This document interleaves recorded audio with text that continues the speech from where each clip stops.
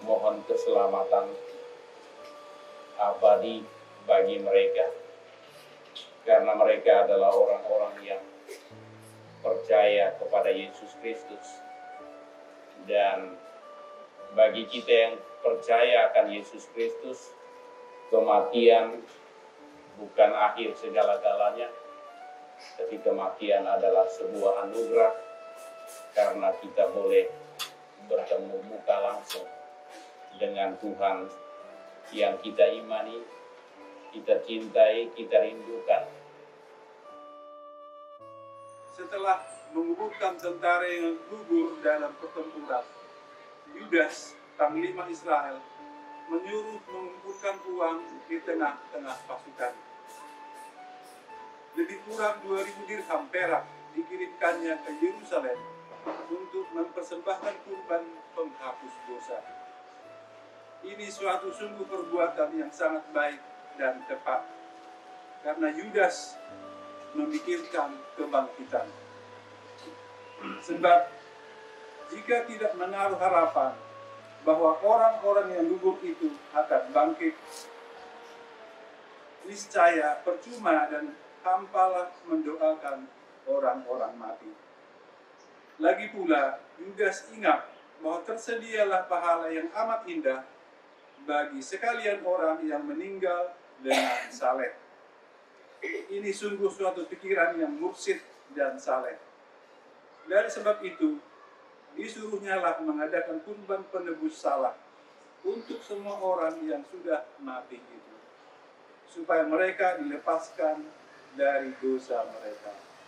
Demikianlah sabda Tuhan. Syukur kepada Allah. Dan inilah kehendak Dia yang telah mengutus aku,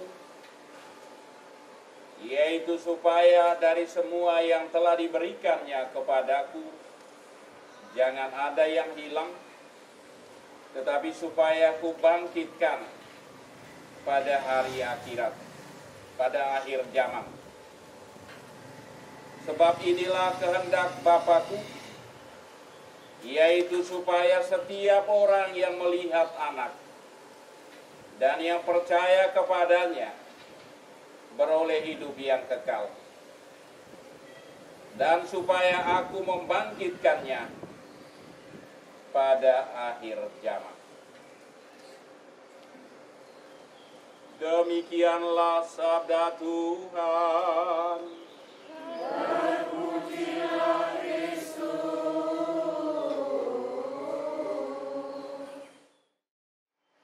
Tanpa kematian, kita juga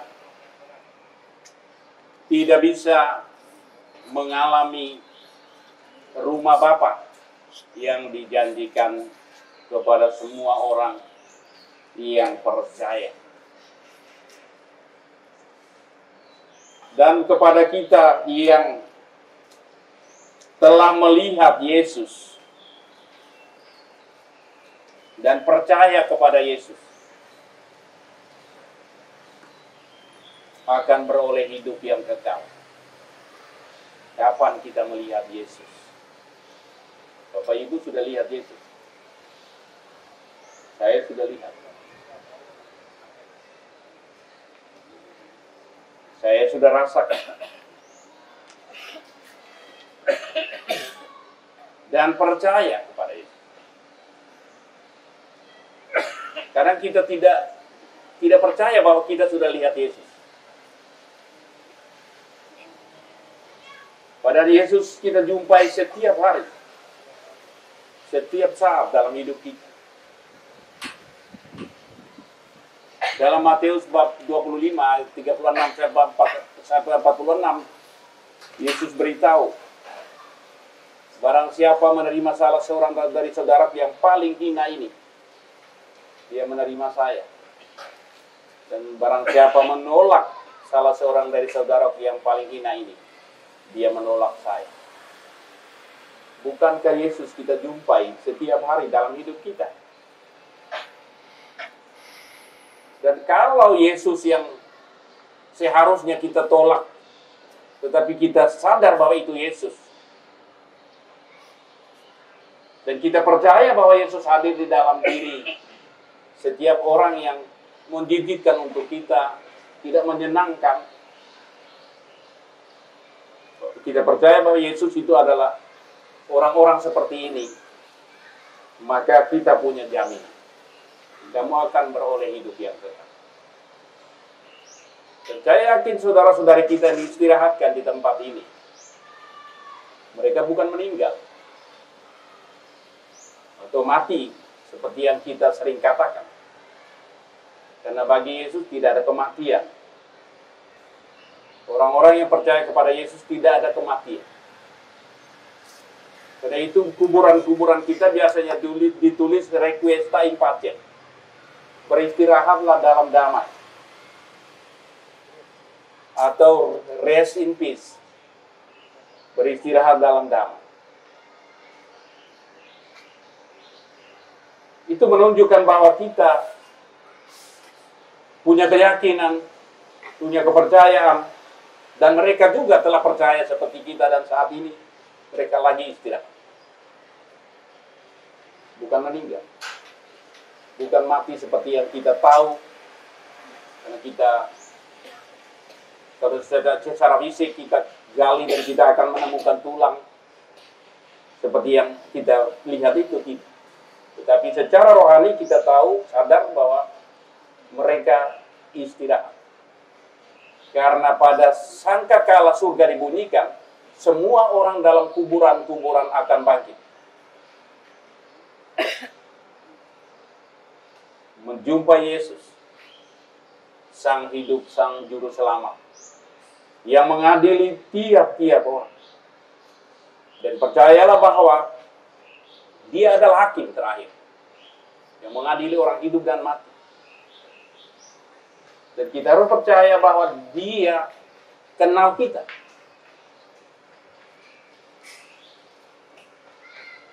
Dia menghadirkan sakramen-sakramen yang kita gunakan, juga Ekaristi. Supaya yang kita lakukan dengan iman, kita akan mengalami kemurahan Tuhan pada pengadilan terakhir. Maka itu saya ambil tema kita pada sore hari ini, kematian adalah sebuah anugerah. Karena kematian sebagai seorang Kristen yang beriman kepada Yesus, yang taat pada imannya, yang melakukan imannya dalam kehidupan sehari-hari, seperti yang Bapak Ibu Saudari-saudara lakukan di sini. Karena iman kita buat tenda ini. Karena iman altar ini dibangun. Dan itulah yang biasa dilakukan oleh lingkungan Paulus. Kita bisa bangun altar di mana saja. Dan kita merayakan dengan hikmat. Hikmat. Ini kebanggaan saya dengan kalian sebagai lingkungan Paulus. Karena kalian boleh merasul di mana saja. Di jalan seperti ini, di lapangan seperti ini, kalian bisa merasul. Itu merayakan imanmu. Dan orang bisa melihat. Dalam Yohanes 13 ayat 34 dan 35, Yesus katakan, aku berikan kamu perintah baru, supaya kamu saling mengasihi. Saling mengasihi artinya saling berbagi. Kita bersama-sama merayakan iman kita dengan membagi tugas, dengan membagi peranan di dalam liturgi, bernyanyi, membaca, semuanya. Ini adalah iman yang berbagi, cinta yang berbagi. Dan dengan demikian, kalian menjadi rasul para bangsa. Itu keutamaan Santo Pelindungmu. Dan Santo Pelindungmu mempunyai kebanggaan yang luar biasa terhadap Yesus. Dia katakan, hidup adalah Kristus, mati adalah keuntungan. Dan itu juga saya ambil judul ini juga benar, bahwa mati sebagai sebuah anugerah. Suatu keuntungan.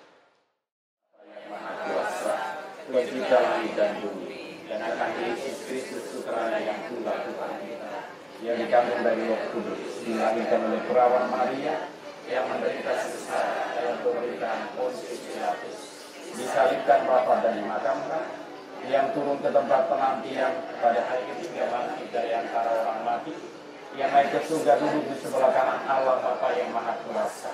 Dari situ ia akan datang mengadili orang hidup dan mati. Aku percaya akan Roh Kudus, Gereja Katolik yang kudus, persekutuan para kudus, pengampunan dosa, kebangkitan badan, kehidupan kekal. Amin. Marilah mewartakan misteri iman kita. Setiap hari kami makan roti ini dan minum dari piala ini, Bapa-Mu Tuhan, kami wartakan hingga Engkau datang. Yesus Kristus, Engkau pernah bersabda kepada para rasul, dan saat ini kepada kami dan saudara-saudara kami yang diistirahatkan di sini.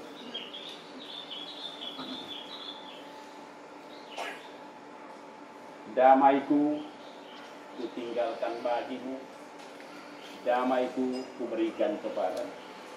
Janganlah memperhitungkan dosa kami, tetapi perhatikanlah iman gerejamu dan rasulah kami. Berilah kami damai dan kesatuan sesuai dengan kehendak-Mu. Engkau yang hidup dan meraja sepanjang segala masa. Amin. Damai Tuhan kita Yesus Kristus bersamamu. Dan bersama rohmu. Kita saling memberikan salam damai.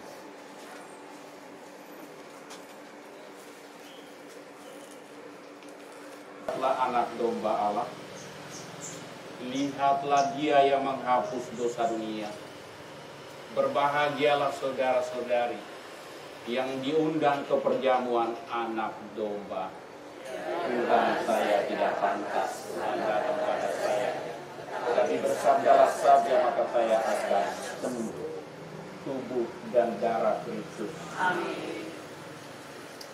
Memberkatimu Bapa dan Putra dan Roh Kudus. Hidup yang bahagia didapatkan.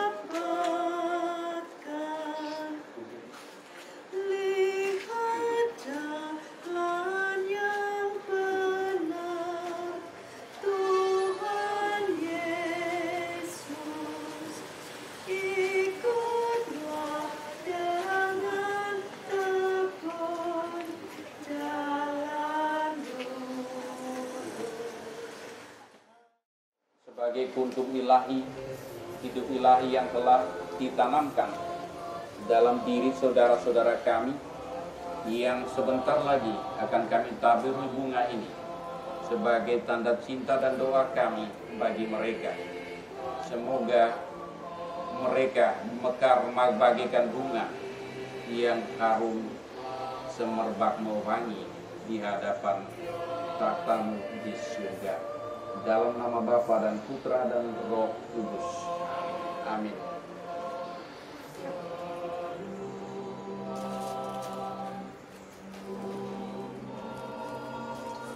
Kami sadar bahwa lilin yang diberkati dan yang dinyalakan adalah lambang terang Kristus, Putra-Mu yang bangkit, yang menjadi terang bagi jalan kami, sehingga kami dalam perjalanan hidup ini selalu menemukan jalan yang benar, jalan yang baik, dan menuntun kami kepada-Mu.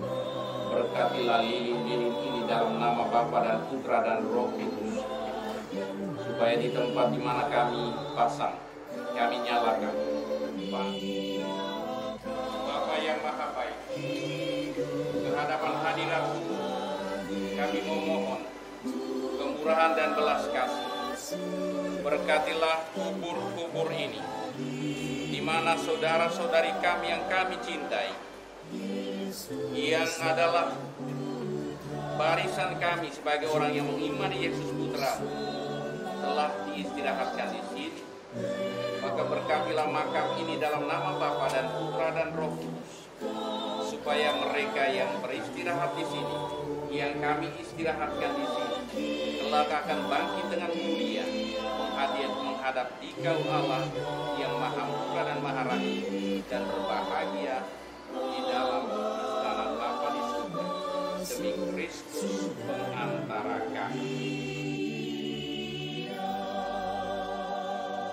Harto Sumitro, Eyang Putri Hartina, Eyang Kakung Jarkasih, Eyang Putri Kustia, Eyang Kakung Munir, Eyang Putri Walia, Ibu Agnes Monika Stianingsih, Bapak Suwarno Waidi, Ibu Katarina Siti Aisyah, Bapak HS Gunawan, Ibu Maria Koreti Asia, Bapak Haryoto, Bapak Widodo Sulistiantoro, Ibu Agatha Ari, anak Andreas Arif, anak Franciscus Prima Cahya Edi GB, anak Agatha Desi Novina, Bapak Mada Riswanto, Bapak Yohanes Isdianto, Bapak Justinus Eko Widodo, Bapak Hari Sugeng Yuswanto, Ibu Endang Gusti Esti, anak.